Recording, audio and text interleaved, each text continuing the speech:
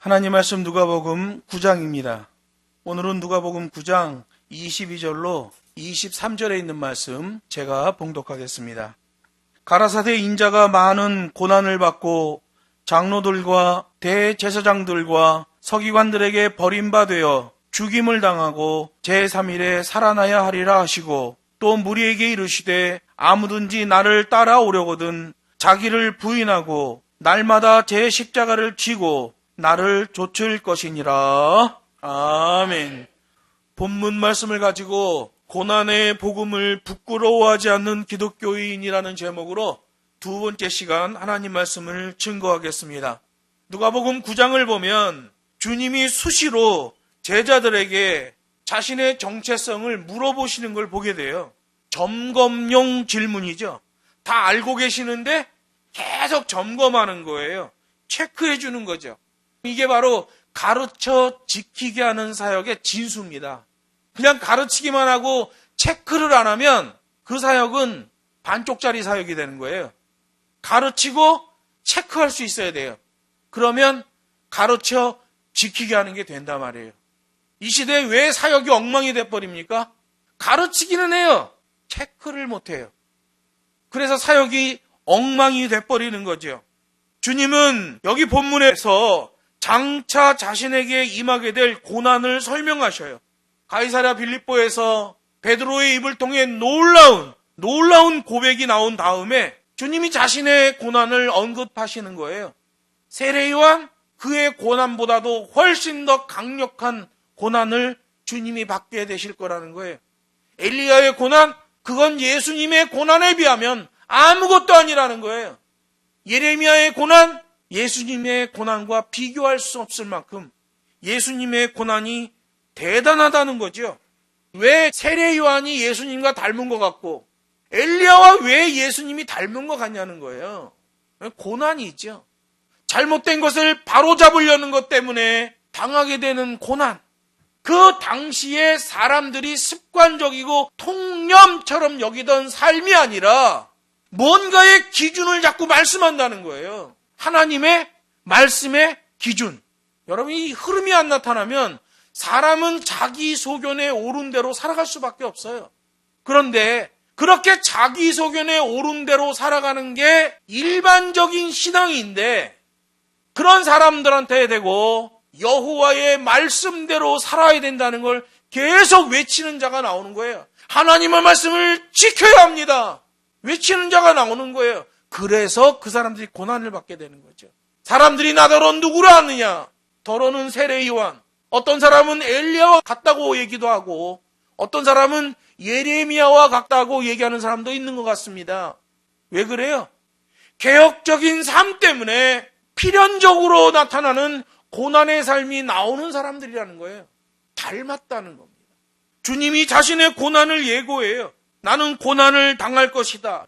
그는 실로 우리의 질고를 지고 우리의 슬픔을 당하게 될 것이다. 하나님이 말씀하셔요. 나의 의로운 종이 지식으로, 즉 새 계명으로, 완성된 계명으로 많은 사람을 의롭게 할 것이다. 어떻게 의롭게 돼요? 예수를 닮는 거죠. 예수의 고난을 닮는 거예요. 나의 의로운 종이 오는데 그 의로운 종의 삶을 배워 닮은 자들. 예수님은 자신이 버림받을 것이라고 얘기해요. 여기서 버리는 주체는 누구예요? 산헤드린 공회원들이죠. 당시의 바리새인들, 장로들, 대제사장들, 서기관들, 전부 산헤드린 공회원들이잖아요. 그 사람들이 예수님을 불합격 처리한다는 거예요. 그런데 실제로 보니까 하나님이 그 유대 종교 지도자들을 실격 처리해버리잖아요. 그들의 신앙의 온상, 중심이 되고 있는 예루살렘 성전을 돌 위에 돌 하나 남지 않게 다 털어버리시는 것을 보게 돼요. 여러분, 당시의 종교 지도자들은 철저하게 장로의 유전을 따랐어요. 그게 유행이에요. 다 그게 하나님의 말씀인 줄 알아요. 그런데 예수님이 오셔서 새 계명, 완성된 계명을 말씀하시며 언급하는 걸 보니까 장로의 유전은 불법이라는 거예요. 그들이 여호와의 신앙의 중심이라고 말하는 그 장로의 유전이 오히려 하나님의 계명과 대립하더라는 거예요. 하나님이 요구하는 삶이 아니라는 거예요. 이 시대도 마찬가지죠. 우리는 이 성경에 나오는 하나님의 말씀을 따라가야 돼요. 가르쳐 지키게 하라. 요즘은 이벤트 하느라고 바빠요, 교회들이. 예수님이 십자가를 졌으면 기독교인들도 닮아야 된다. 십자가를 져야 된다는 거죠. 그래서 여러분, 우리는 고난의 복음을 받아들이는 거예요. 세속주의에 물들면 개발복음을 말합니다. 번영신학을 말합니다. 축복주의와 신비주의를 말합니다. 예수님은 자신이 십자가에 달려 돌아갈 것도 말씀하셨어요. 그리고 제3일에 다시 살아날 것이라고 말씀하셨습니다. 여러분, 여기 22절에서 뭐뭐하게 될 것이다, 살아나게 될 것이다 라는 말이 필연성 동사라고 그랬잖아요. 꼭 그렇게 되어진다. 원문을 보면 그 아들에게 꼭 그렇게 되어질 것이다, 이렇게 말씀하고 있는 거예요. 여러분, 부활의 복음은 반드시 고난이 선행되어야 돼요. 고난이 없이 부활의 복음 나오진 않죠.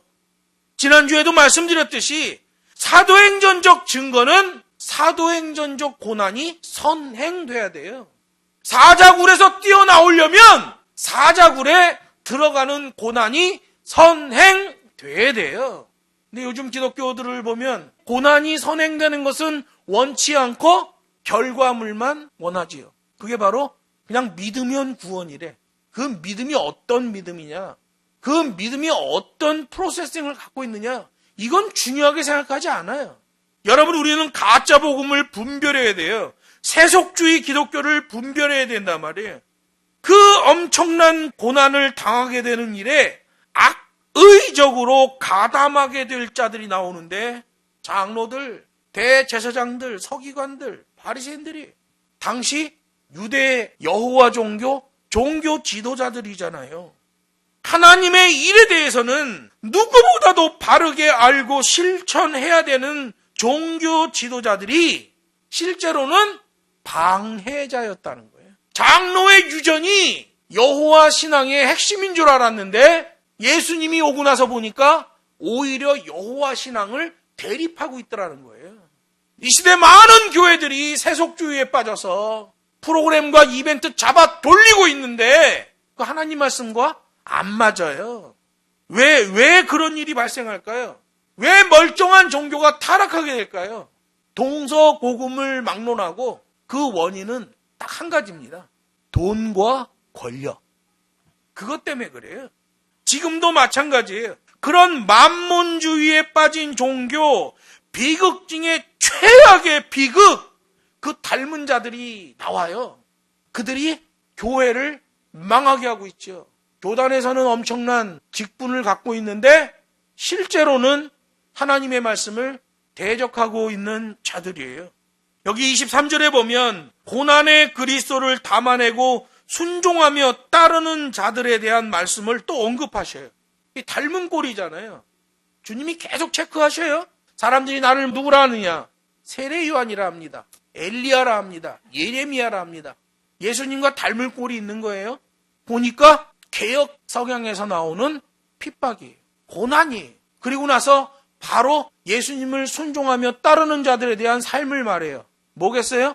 고난이죠. 여러분, 그래서 기독교 복음은 고난의 복음이에요. 번영신학과 개발복음을 말하는 자들은 다 거짓말을 하는 자들이에요.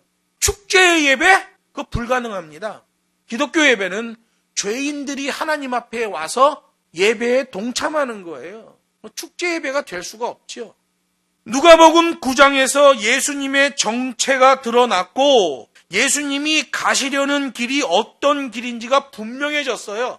그리고 여기 23절에서는 이제 예수님을 따르는 그리스도인들도 그러한 예수님의 삶의 방식을 닮아 따라야 한다는 것을 말씀하고 있잖아요. 그래서 예수님께서는 제자들이 예수님에 대하여 무슨 생각을 하고 있는지를 수시로 물으셨던 거예요. 세속주의에 섞임이 일어나지 않도록. 뭔가가 섞여지면 불순물이 들어오면 문제가 발생하는 거예요. 여러분, 우리 기독교는 누구나 믿을 수 있지만 아무나 구원받는 것은 아니란 말이에요. 예수님을 따르는 것이 누구에게나 개방되어 있더라도 믿음에 필요한 조건을 충족하는 것은 쉬운 게 아니에요. 믿음으로 구원, 맞죠? 그런데 그 믿음이 무엇인가? 성경이 요구하는 믿음은 무엇인가? 성경이 요구하는 믿음은 자세의 믿음이에요. 그냥 내 생각으로 나는 믿었다라고 생각하는 그게 아니란 말이에요. 그래서 야고보서에서 말하잖아요. 행함이 없는 믿음은 죽은 믿음이다. 진짜 믿음은 행함이 나온다는 거죠. 필연적이에요. 잘 연마된 송곳은 아무리 보자기로 쌀려고 해도 보자기를 뚫고 나오게 돼 있어요. 진짜 복음, 진짜 구원은 자세를 통하여, 삶을 통하여 나오게 돼 있어요. 성경이 요구하시는 믿음이죠. 그 믿음으로 구원받는 겁니다. 하나님이 그렇게 계명을 약속해 놓으셨어요. 여기 23절 본문에서도 그 핵심 조건 3가지를 말하는 거예요. 자기 부정, 자기 십자가, 흐름. 이 3가지를 말하는 겁니다. 여기 23절에 보면 자기 부정이 요구되잖아요. 여기서 말하는 자기 부정은 자기의 주권이 여호와께 있다고 믿는 거예요. 이게 신앙이죠. 그리고 하나님만 신뢰하는 삶, 생활이죠. 요게 맞아야 돼요. 믿기만 할 뿐 행동하지 않으면 가짜예요. 복음서에서 예수님이 말하잖아요. 2 아들이 있는데 아버지가 일을 시켰더니 큰아들은 내 아버지 말만 하고 안 나갔어, 일하러. 둘째 아들은 아버지한테 일 나간다고 말은 못했어. 근데 생각해보니까 아버지 말 듣는 게 맞는 것 같아. 그래서 나중에 나갔어. 아버지가 누구를 의롭다 해요? 둘째 아들이죠. 비록 아버지가 명령한 때 대답은 안 했지만 나중에 생각해보니 아버지의 말씀에 순종하고 삶으로 드러내는 게 맞는 것 같다. 그래서 일하러 나가잖아요. 그냥은 나간다고 철떡같이 얘기했어요. 안 나갔어. 여러분, 믿기만 할 뿐 자세가 안 나오면 허당입니다. 아무것도 아니에요, 그거는. 믿음은 반드시 자세, 삶으로 나와지게 돼 있는 거예요. 여기서 자기 부정은 생사 여탈권이 여호와에게 있다고 믿는 신앙, 그리고 하나님만 신뢰한다는 믿음이에요. 이러한 자기 부정은 오직 법과 식으로만 되어질 수 있어요. 기준이 나의 밖에 있어야만 따라갈 수 있게 되는 거죠. 그래서 여러분, 요한복음에 보면 핵심 단어가 헬라어로 메타노니아예요. 회개, repent. 요한복음의 핵심 단어입니다. 그런데 이 repent라는 회개는 180도 방향 전환이 일어나는 거예요. 주님이 요구하시는 방향인데 내가 반대로 가고 있었다. 그러면 반대로 가고 있던 삶을 완전히 주님과 동일한 방향으로 옮겨주는 거예요. 그런데 내 안에 있는 내 의지로는 한 90도 정도 꺾을 수 있어요. 여러분, 사람이 사람의 힘으로 180도를 꺾는다면 율법이 있을 필요가 없습니다. 구원자가 오실 필요가 없어요. 그런데 그 구원의 일에 대하여 하나님 우리한테 요구하시는 게 있단 말이에요. 믿음을 요구하신단 말이에요. 반 정도 꺾을 수 있어요, 우리가. 180도에서 90도 정도 꺾을 수 있어요. 나머지 90도는 성경의 매뉴얼로 꺾을 수 있어요.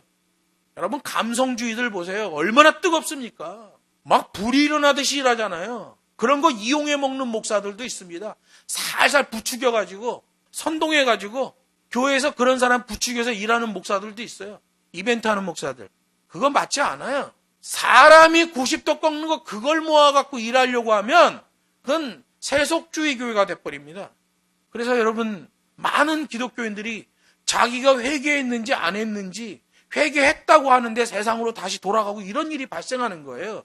자기가 90도 꺾었으면 이 90도는 완전히 성령에 의지하는, 하나님의 말씀에 의지하는 그 매뉴얼로 되는 거예요. 하라! 하지 마라!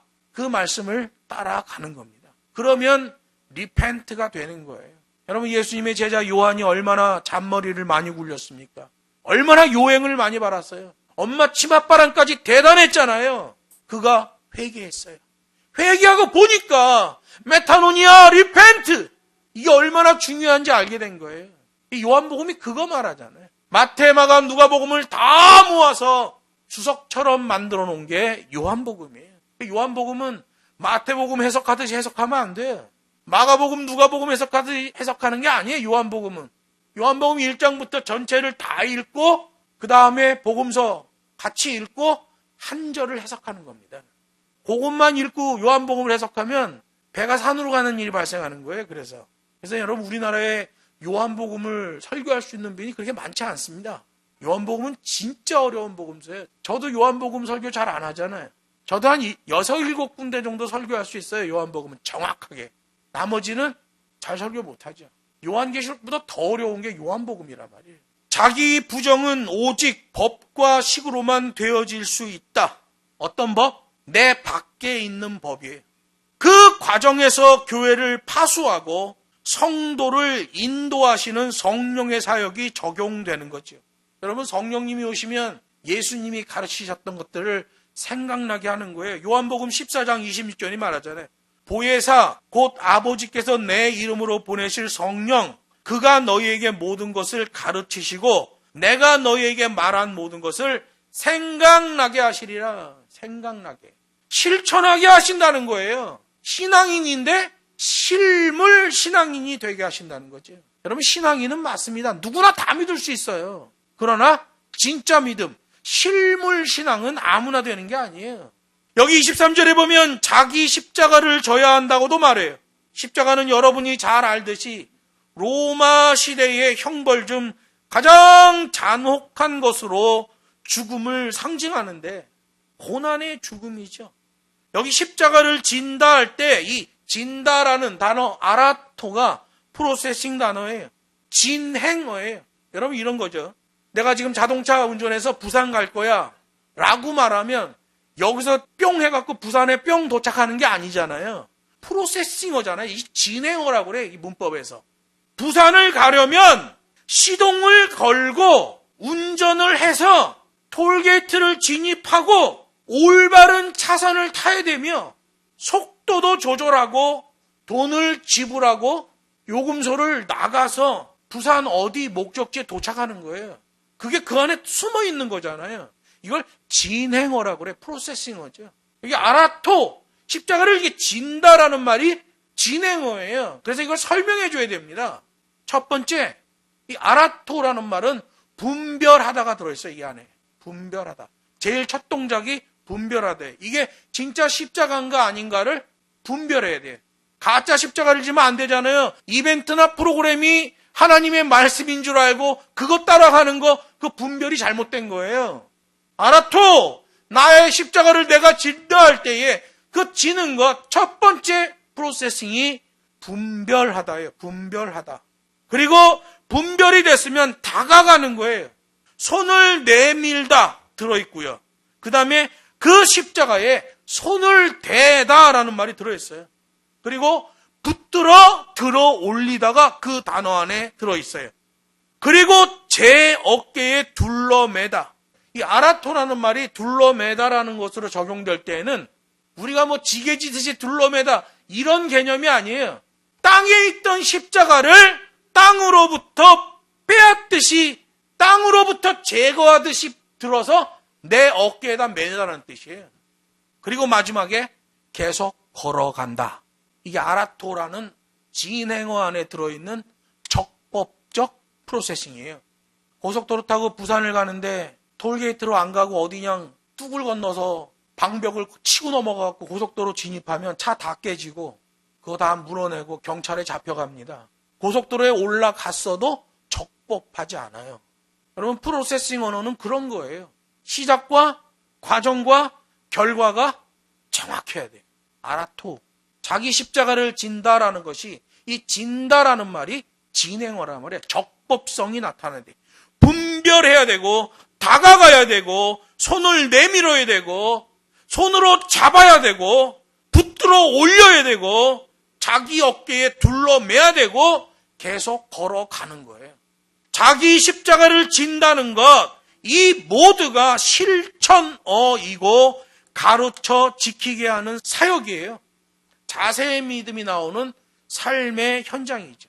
제가 북경에 있을 때 많은 중국 사람들을 가르치며 모험적인 신앙 도전하는 용기, 그러면 그들은 모험적인 신앙 도전하는 용기로 복음을 실천했단 말이에요. 그런데 한국에 와서 교회를 개척하고 나서 모험적인 신앙, 도전하는 용기 그랬더니 프로그램과 이벤트에 함몰된 한국교회 교인들은 무슨 소린지를 몰라. 그래서 하나가 더 붙었어요. 실천하는 영성. 중국은 2개만 말하면 실천해요. 한국은 안 돼, 그게. 왜? 프로그램과 이벤트로 완전히 추상주의화 돼버렸어요. 추상적이야. 믿음이 실천이 안 돼. 머릿속에만 들어있어. 천국이 형이상학이야. 한국에 와서 제일 힘든 게 이거예요. 무슨 말인지를 못 알아들어. 가르쳐 지키게 하라. 무슨 말인지를 못 알아들어. 그냥 믿으면 구원 아닌가요? 그 믿음이 어떤 믿음이냐 말이에요. 성경이 요구하는 그 믿음이냐 말이죠. 계명에서 나오는 믿음, 그 믿음에서 나오는 자세, 그 자세에서 나오는 계명적 믿음, 이게 바로 내 삶에서 나오는 복음적 영향력이고 전도의 재료가 아니겠어요? 이처럼 자기 십자가를 진다는 것은 아주 정교한 실천의 과정이라는 것을 성경이 말씀하고 있단 말이에요. 모든 그리스도인들에게 공통의 목표요, 공통의 과정이요, 공통의 결과물이에요. 프로세싱어란 말이에요. 그러면 과연 그 공통성의 자기 십자가는 뭘까? 저에게도 공통적 자기 십자가, 여러분 한 사람 한 사람에게도 저와 공통된 자기 십자가 뭐겠어요? 어떤 권사님은 그러더라고. 아유, 말 안 듣는 우리 영감탱이가 나의 십자가야. 어떤 집사님은 얘기하더라고. 그렇게 말 안 듣는 내 자식이 내 십자가야. 어떤 성도는 얘기하더라고. 아유, 내가 회사 하나를 하고 있는데 지긋지긋해. 이 기업체가 나의 십자가야. 화그냥 막그냥. 성경은 말해요. 자기 십자가를 지고 따라라. 예수 닮는 십자가를 지고 따라라. 이게 모든 그리스도인들에게 공통이라는 거예요. 그러면 공통이 뭐겠어요? 성경이죠. 이 성경이 우리의 십자가예요. 세속주의에 물들면 자기 소견에 오른 대로 판단해요. 자기 좀 힘들고 어려운 거 그거 십자가라고 그래. 확 그냥 막 그냥. 그런 건 십자가가 아니에요. 그냥 환경이죠. 우리의 공통의 목표, 공통의 과정, 공통의 결과물의 십자가는 하나님의 말씀이에요. 성경을 읽는 것과 해석하는 것과 적용하는 것과 선포하는 것과 전도하는 것, 모든 게 다 적법해야 돼요. 차를 운전해서 부산에 갈 때 모든 게 적법해야 되듯이 하나님의 말씀에 접근하고 그 말씀이 내 안에서 소화되고 그 말씀이 내 밖으로 복음적 영향력으로 나오는 모든 게 적법해야 된단 말이에요. 거기서 오류가 나면 이단이 되는 거죠. 거기서 오류가 나면 기독교인들은 하나님 앞에 책임을 져야 돼. 성경이 말하잖아요. 천사라고 할지라도 하나님의 말씀을 개변하면 하나님의 진노를 피할 수 없을 것이다. 그래서 목사들은 설교하는 걸 굉장히 꺼려야 돼요. 저는 다른 교회에서 설교하라고 그러면 안 가잖아요. 잘. 저는 안 가요. 거의 안 가요. 목사는 웬만하면 설교를 줄여야 돼. 왜? 책임져야 되거든요. 성경은 우리의 공통의 십자가예요. 프로세싱어예요. 아라토. 적법해야 돼요. 한 과정 한 과정이 다 적법해야 됩니다. 잘못 나가면 이단이요. 잘못 전하면 책임을 져야 되는 거예요. 항상 정확한 말씀을 분별해야 되며 하나님의 말씀에 가까이 다가가야 되며 손 내밀어 그 말씀을 붙들어야 되고 그 말씀을 자기 삶의 기준 삼고 그 말씀을 둘러매고 지키고 파수하며 걸어가는 것, 이게 바로 성경이 요구하는 믿음이죠. 그냥 머리로 믿었다고 그냥 한번 입으로 얘기했다고 그걸 믿음이라고 보면 힘들어요.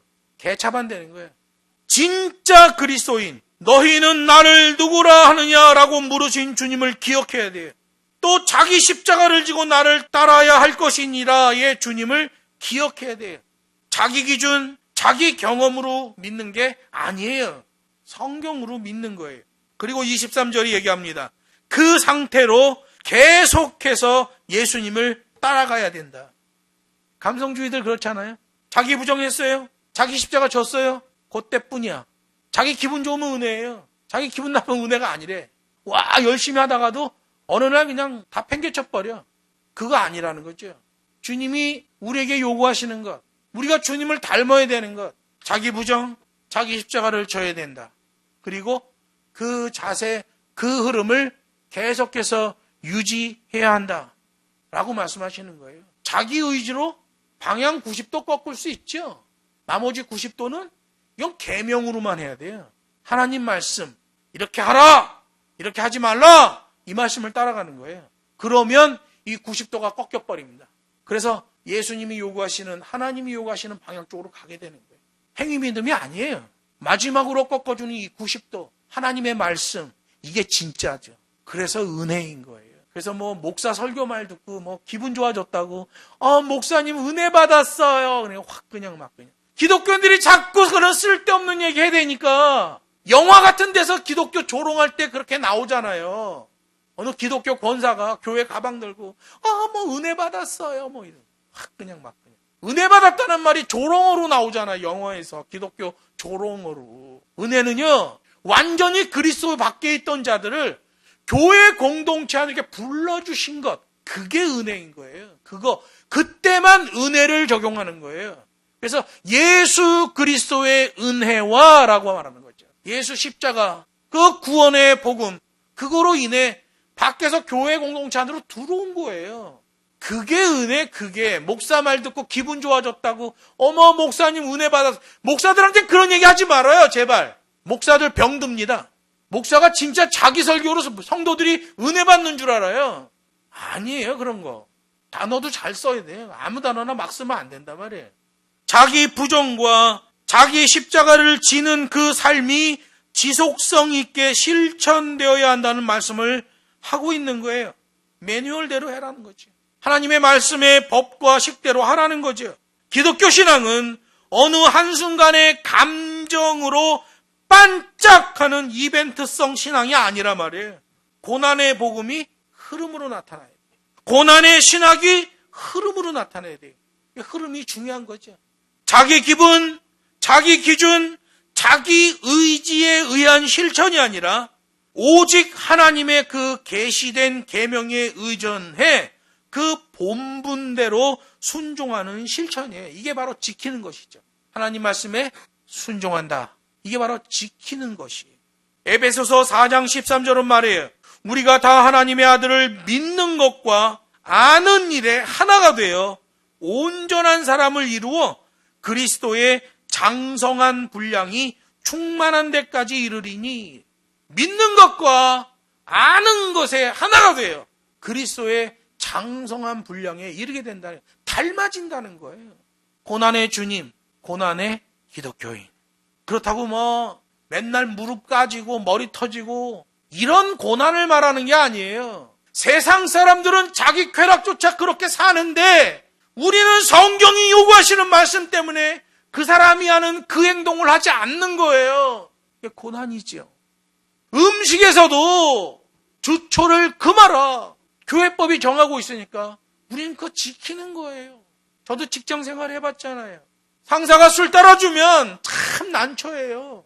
주일날 출근하라고 그러는데 나 예배 드리러 가야 됩니다. 이거 힘들어요. 그래서 한 번은 주일날 새벽기도 가서 울며 기도했어요. 하나님, 나 주님한테 예배해야 되는 사람인데 회사 일이 지금 오늘은 내가 없으면 안 됩니다. 그래서 하나님, 내가 주일 아침 새벽기도 나와서 이렇게 울며 기도합니다. 주님, 저 회사 출근하겠습니다. 그래서 출근했어요. 그랬더니 우리 부서장이 나한테 오늘 교회 안 갔어? 그러더라고요. 나한테 그렇게 나오라고 갈궈놓고도 내가 나갔더니 나왔어? 그 다음부터는 주일날 나오지 않게 하더라고요. 부서장이. 미안해 하더라고요. 회사가 나를 필요로 하는데 이놈은 안 나올 놈이긴 한데 나오라고 한번 눌러보는 거죠. 저는 교회 가서 울었어요. 새벽에. 그리고 출근했어요. 그랬더니 부서장이 감동해갖고 그 다음엔 주일날 나 절대 안 부르더라고. 기독교 신앙은 자기 기분으로 하는 게 아니에요. 자기 기준, 자기 지식으로 하는 게 아니에요. 하나님의 계명으로 몸부림을 치는 거예요. 그리스도를 믿는 것과 아는 것에 온전한 사람이 돼요. 그리스도의 장성한 분량까지 이르게 되는 거지. 말씀을 맺습니다. 자기 정체를 알게 하신 주님은 자기 사역의 핵심도 선포하셨어요. 고난받는 메시아. 그 선포는 고난의 복음, 고난의 신학에 순종하는 성도가 되기를 요구하시는 복음이에요. 예수께서 여신 구원의 길이 바로 그 길이죠. 하나님 말씀을 실천하는 것 때문에 고난을 받는 삶. 사도 바울은 얘기해요. 내가 큰 글자로 쓰노니 십자가, 고난의 길이에요. 그 길 끝에 주님이 계신 거예요. 개발복음, 번영신학의 끝에는 사단이 서 있습니다. 지옥이에요. 그렇게 성경이 요구하는 대로 가는 그리스도인, 그들이 그리스도의 장성한 분량에까지 성장하게 될 수 있다고 성경이 증거하고 있는 겁니다. 그래서 신앙생활은 안락한 목회 시스템을 지원받는 게 아니라 법과 식을 따라 일관된 교육과 훈련으로 되어지는 거예요. 교육은 지속적인 겁니다. 평생 교육이라고 그러잖아요. 하나님 말씀을 교육하는 건 죽을 때까지 하는 거예요. 훈련은 성취성이에요. 성취성. 이번에 어느 단계까지 훈련한다. 그러면 거기까지 가야 돼. 그러면 그 훈련은 종결되는 거예요. 교육은 지속성, 훈련은 성취성. 그래서 기독교 교육은 교육 훈련이라고 하는 거지요. 계시록 14장 12절이 그것을 말해요. 저희는 하나님의 계명과 예수의 복음을 지키는 자라. 하나님의 말씀을 따라서 지키는 자라. 그 지킴의 주체는 하나님의 계명이죠. 그래서 믿음이고, 그래서 하나님의 은혜고, 하나님이 주시는 구원이 되는 거예요. 법과 식의 계명을 따라 근사하고 반듯한 그리스도인으로 성장하고 순종하고 가르쳐 지키게 하는 진짜 복음적 영향력을 발산하는 저와 여러분 되기를 주 예수의 이름으로 축복합니다.